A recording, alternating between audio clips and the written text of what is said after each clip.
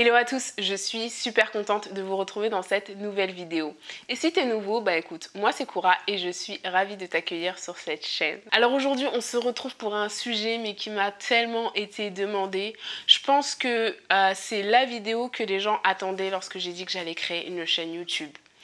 Et j'ai mis du temps à la faire, mais ça y est, elle est là. Donc c'est parti, aujourd'hui je vous parle de mon visa, de mon PVT, comment j'ai fait pour venir vivre au Canada.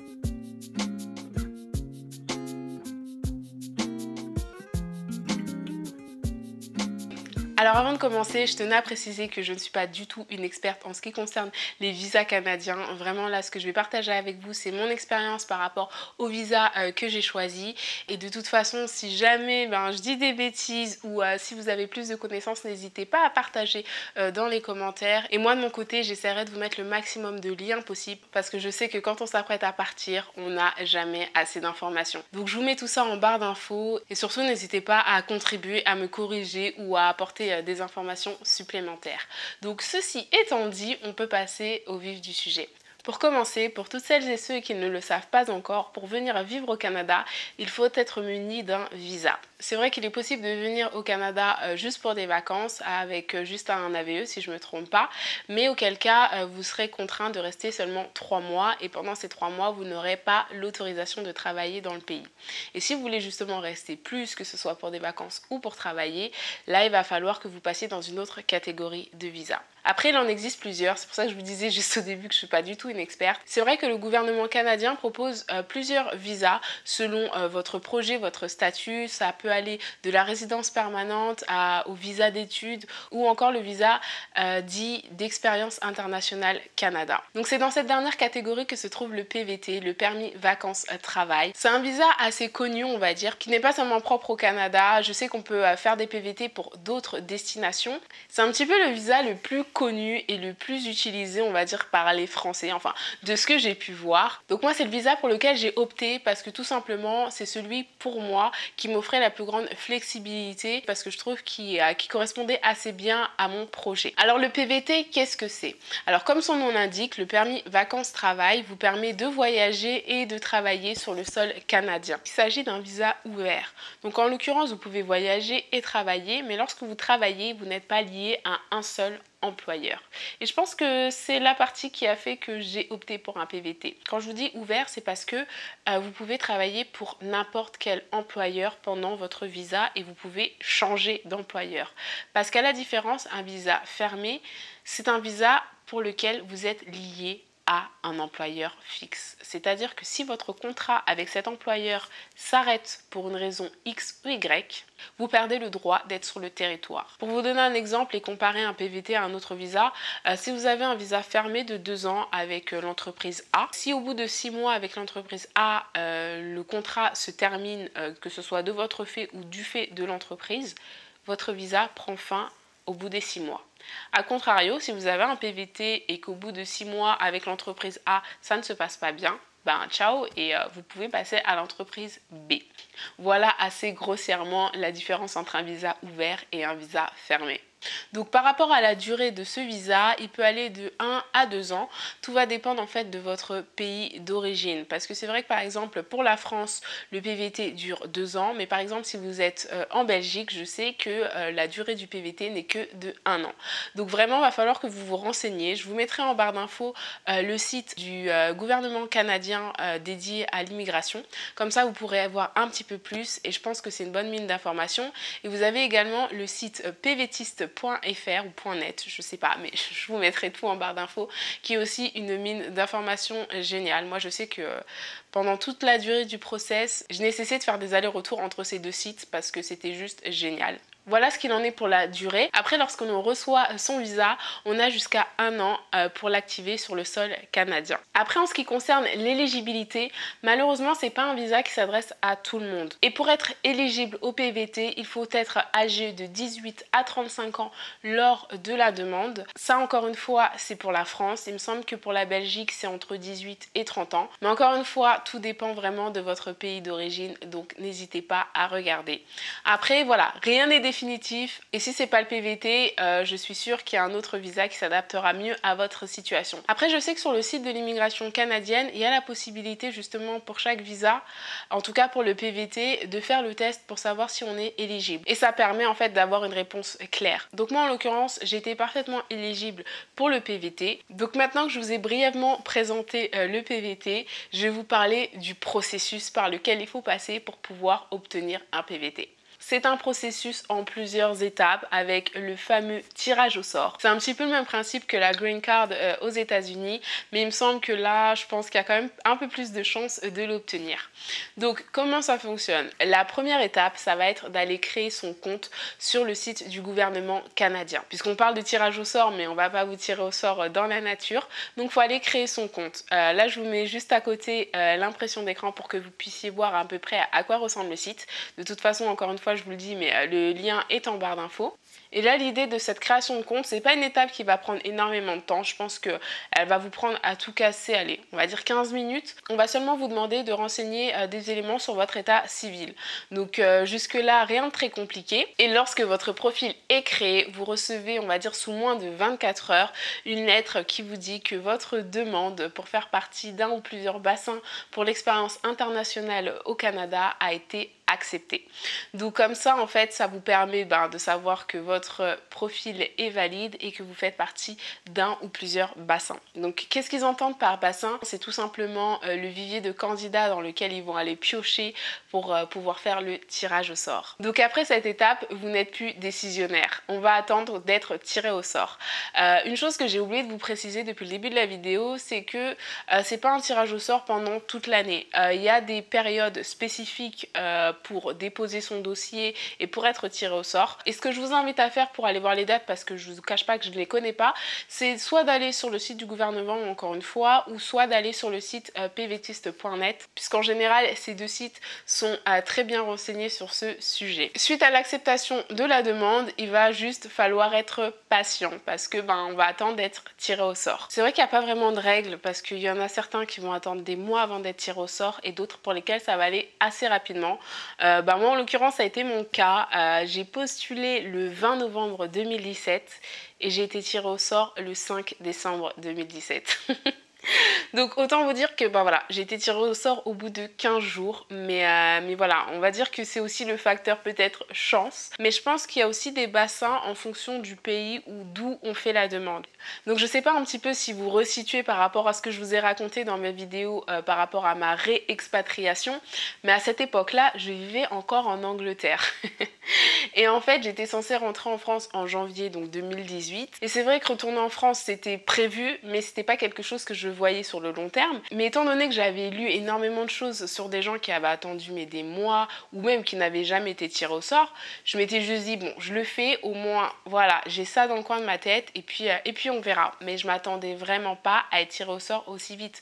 D'autant plus que j'avais en fait déjà fait un profil que je me trompe pas, en octobre 2017, donc juste un mois avant. Mais il s'agissait en fait du dernier bassin de l'année.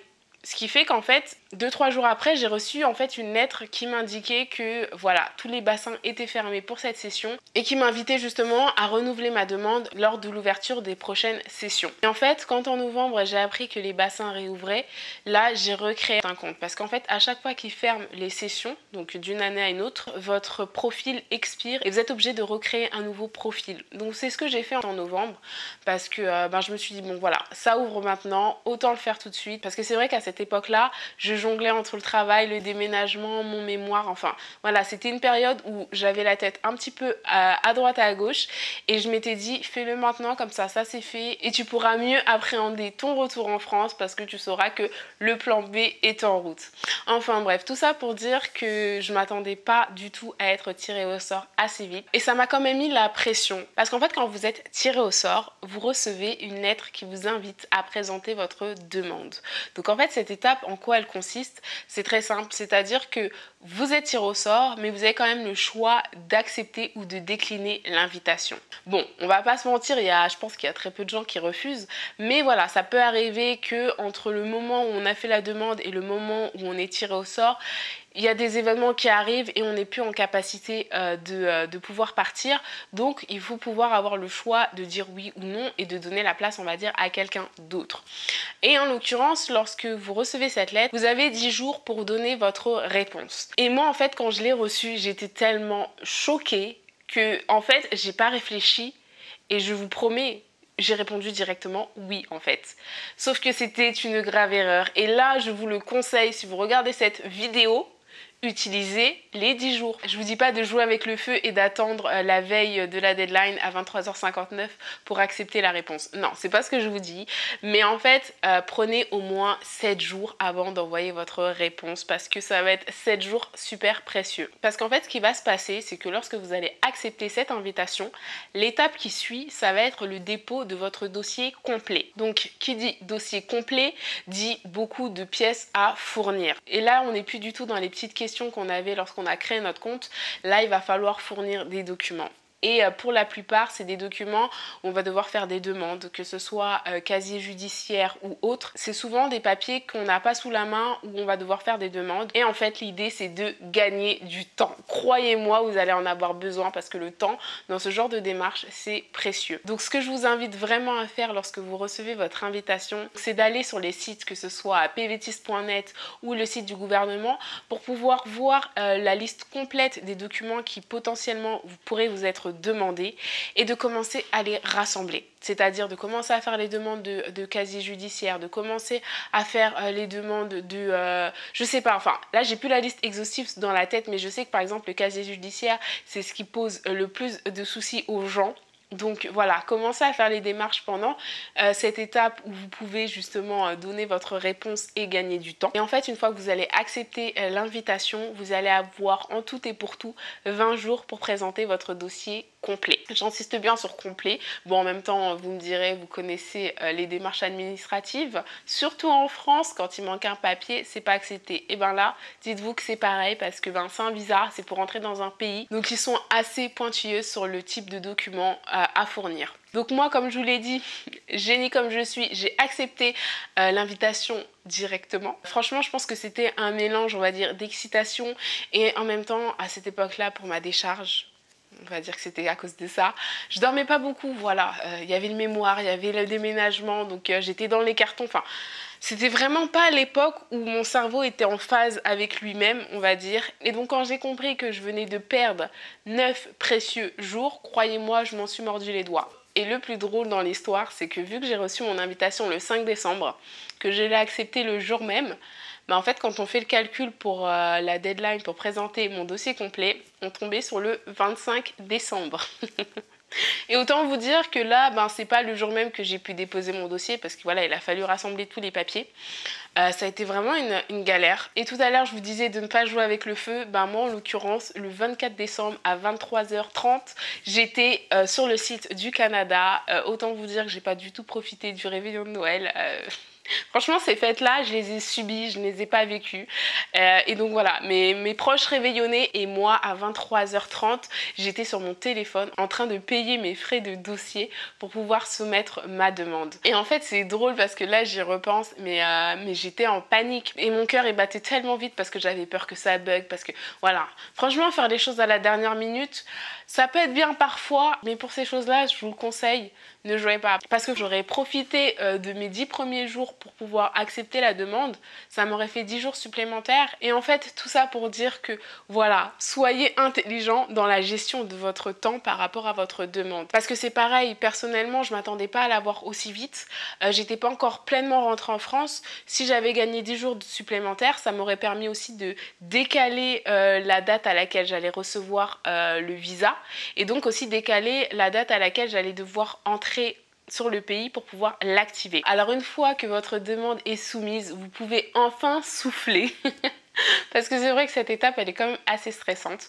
Bon, vous pouvez souffler, mais pas trop longtemps parce que, voilà, va falloir attendre et voir si votre dossier est accepté et si vous allez enfin avoir le Saint Graal. Et en l'occurrence, la lettre qui vous annonce que votre demande a été approuvée et que vous avez votre visa. Et moi, j'ai reçu ma lettre le 18 janvier 2018. Donc ça faisait même pas un mois que j'étais rentrée en France et j'avais déjà mon visa pour partir au Canada. Autant vous dire que waouh, ça a été assez rapide. Et encore une fois, comme je vous le disais, j'aurais pu peut-être grappiller quelques jours si j'avais pris mon temps pour répondre à l'invitation.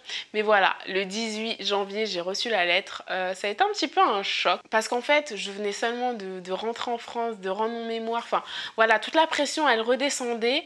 Je m'étais pas encore faite au nouveau statu quo, à savoir, t'es rentrée en France, que j'étais déjà en train de me projeter à waouh, je vais partir au Canada. Bon, autant vous dire que pour mes proches, c'était pas très facile, hein. D'ailleurs, papa, si tu regardes cette vidéo, je me rappelle encore de ta tête. Enfin bref, tout ça pour dire que voilà, j'ai eu un mélange de j'étais contente mais en même temps j'étais stressée parce que ça met la pression mine de rien. Dans le sens où comme je vous le disais, une fois que vous recevez votre PVT, vous avez quand même un an pour pouvoir l'activer. C'est-à-dire que vous avez un an pour aller sur le territoire et l'activer. Et c'est suite à ça que les 2 ans du PVT commencent réellement. Sauf que si vous avez vu ma vidéo sur ma réexpatriation, autant vous dire que je suis revenue en France broke. Genre j'avais plus d'argent, genre fallait que je me refasse une santé financière. Sauf que là avec ce visa ça mettait une pression supplémentaire dans le sens où il fallait que je trouve un travail assez rapidement pour pouvoir mettre des sous de côté dans le but de partir. Et mine de rien je suis restée un peu plus d'1 an en France parce que voilà, il y a eu plein de choses qui ont fait que j'ai repoussé entre guillemets mon départ pour le Canada. J'avais jusqu'au 19 janvier 2019 pour pouvoir activer ce visa, donc ce que j'ai fait. Autant dire qu'un an ça va très vite et que très vite je me suis aperçue que ça allait être compliqué pour moi de venir m'installer au Canada en janvier. Donc je suis quand même venue en janvier pour l'activer parce qu'en fait vous pouvez faire tout ce processus. Sauf que si vous n'activez pas votre visa, il est perdu à jamais. Et je dois l'avouer, même si je sais que je vais peut-être m'attirer les foudres de gens qui attendent leur PVT depuis très longtemps, mais j'ai hésité à venir l'activer ce visa. Et je pense que je vous ferai une vidéo sur ce sujet parce qu'en fait... il y a beaucoup de choses qui se sont passées en 1 an en France et c'est vrai qu'en fait j'ai eu beaucoup de doutes à certains moments et je me suis posé beaucoup de questions. Après, aujourd'hui, avec le recul, je me remercie de ne pas avoir fait cette bêtise parce que je regrette très peu de choses dans ma vie, voire pas trop, mais ça, je pense que je l'aurais regretté, surtout quand je vois tout ce qui se passe depuis que je suis arrivée. Non. Donc si je dois d'ailleurs vous donner un message à travers cette vidéo, si vous êtes en processus pour le PVT et que vous l'avez, franchement, utilisez-le. Vraiment, utilisez-le, vous ne regretterez pas. Même si c'est que pour quelques mois, même si vous ne restez pas la totalité du temps sur le territoire, mais c'est une expérience qu'il faut que je vous encourage à faire parce que franchement, c'est un truc de fou. Enfin bref, je referme cette parenthèse et je pense que si ça vous intéresse, je vous ferai une vidéo, peut-être qu'elle s'appellera comment j'ai failli abandonner mon visa ou je sais pas, je verrai. Mais en tout cas, si ça vous intéresse, dites-le moi en commentaire et je vous le ferai. Et pour revenir à cette dernière étape qui est l'activation du visa, elle aussi elle demande quand même de la préparation parce qu'on n'arrive pas sur le territoire avec sa petite lettre et on vous ouvre la porte. Non, pas du tout. Elle va demander de la préparation dans la mesure où voilà, va falloir quand même prouver une preuve de fond. On vous demande d'arriver sur le territoire avec, à l'époque, parce que voilà, comme je vous le disais, moi j'ai fait ma demande en 2017. Je sais que les choses ont évolué, que ce soit pour les pièces à fournir lorsqu'on fait la demande ou pour les frais de dossier, enfin tout ça, ça a évolué. Mais voilà, moi en tout cas, quand je suis venue activer mon visa en janvier 2019, j'ai dû montrer ma preuve de fonds, à savoir 2500 dollars canadiens sur son compte bancaire. Donc ça faisait un petit peu l'équivalent de, si je vous dis pas de bêtises, de 1600 euros. En fait, c'est juste le minimum que le gouvernement vous demande pour être en mesure de pouvoir vous gérer sur le territoire et non pas arriver et dans une situation financière compliquée. Après, je trouve que 1600 euros, enfin 2500 dollars, c'est pas grand chose. Notamment si vous venez vivre à Toronto, ça part comme ça, croyez-moi. Mais voilà, moi je sais quand je suis venue en janvier, c'était juste pour activer mon visa, donc concrètement cet argent, j'allais pas le dépenser tout de suite puisque je faisais juste l'aller-retour. Mais voilà, je l'avais pour le présenter. Il va falloir également présenter votre assurance parce que lorsque vous faites un PVT, il faut être assuré. Donc ça aussi c'est quelque chose qu'il faut anticiper en amont. Donc il faut savoir que pour l'assurance, pour les 2 ans, j'ai payé à peu près 720 euros. Je me suis plus sûre, mais si ça vous intéresse, je retrouverai l'information et je vous le dirai en barre d'infos. Je vous mettrai les liens de l'assurance que j'ai prise. Et une chose qui est très importante et qui peut être préjudiciable à votre visa, c'est la durée de cette assurance. C'est-à-dire que même si vous prévoyez de ne faire que 6 mois dans le pays, prévoyez de vous assurer pour la totalité du visa, c'est-à-dire pour les 2 ans. Si vous avez un visa de 2 ans, prenez une assurance pour les 2 ans. Pourquoi? Parce qu'en fait, lorsque vous allez activer votre visa, ils vont regarder votre contrat d'assurance. Et en fait, ils vous donneront un visa qui équivaut à la longueur de votre assurance. C'est-à-dire que si vous n'avez pris que 6 mois d'assurance, votre visa ne durera que 6 mois. Et je vous dis de faire attention, pourquoi? Parce qu'il n'est pas possible d'étendre la durée de son assurance une fois qu'elle a été prise. Et pareil, il n'est pas possible d'étendre son visa une fois qu'il a été établi à une certaine date. Donc par précaution, prenez plus. Parce que même s'il n'est pas possible d'étendre son contrat d'assurance, il est possible de le réduire. C'est-à-dire que si par exemple vous avez pris une assurance pour 2 ans, mais que pour des raisons X ou Y, vous ne faites que 6 mois, si vous contactez votre compagnie d'assurance en fournissant toutes les pièces nécessaires, elle vous remboursera tous les mois non effectués. Je voulais vraiment attirer votre vigilance sur ce point-là parce que ça serait bête de perdre un visa à cause de ça. Donc si je récapitule toutes les étapes pour votre demande de PVT, donc dans l'ordre, il y a la création de votre compte, ensuite il y a le tirage au sort, l'acceptation de l'invitation, le dépôt du dossier complet, la réception de l'invitation et enfin l'activation du visa sur le sol canadien. Et une chose sur laquelle je ne me suis pas étalée dans cette vidéo, mais je tenais quand même à faire un petit point dessus, c'est l'aspect financier, parce que c'est un processus qui n'est pas gratuit. Tout au long du processus, voilà, il y a des frais qui sont engendrés et ça, il ne faut pas le prendre à la légère, que ce soit au niveau du dépôt de dossier. Voilà, moi je sais que j'ai dû payer pour faire établir mon casier judiciaire en Angleterre, c'était à peu près 45 pounds à l'époque. Pareil, les frais de dossier pour soumettre la demande, c'était 255 $.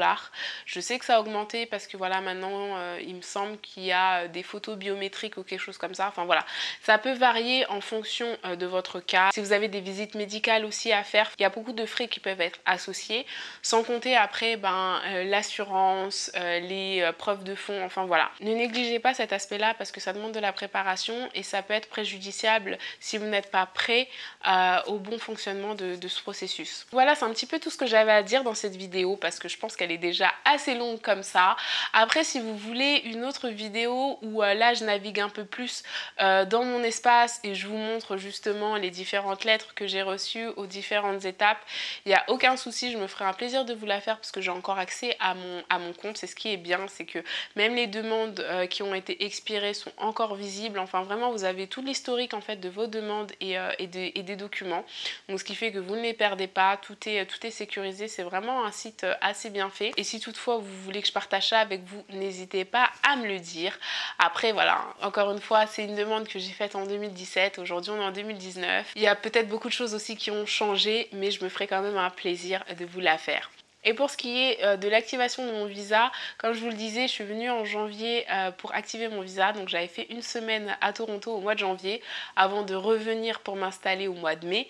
Et je vous ferai une vidéo très prochainement sur comment ça s'est passé et qu'est-ce que j'ai fait pendant cette semaine d'immersion, que ce soit démarches administratives et autres, parce que je pense que ça peut en aider certains. En tout cas, j'espère sincèrement que cette vidéo vous aura plu, quel que soit votre stade d'avancement par rapport au PVT.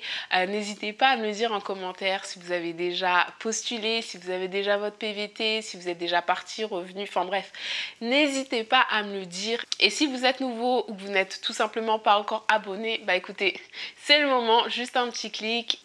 Et en attendant de vous retrouver dans de prochaines vidéos, je vous souhaite plein de bonnes choses, beaucoup de réussite et surtout, n'oubliez pas, dream, plan, act and be patient. See you soon. Bye bye.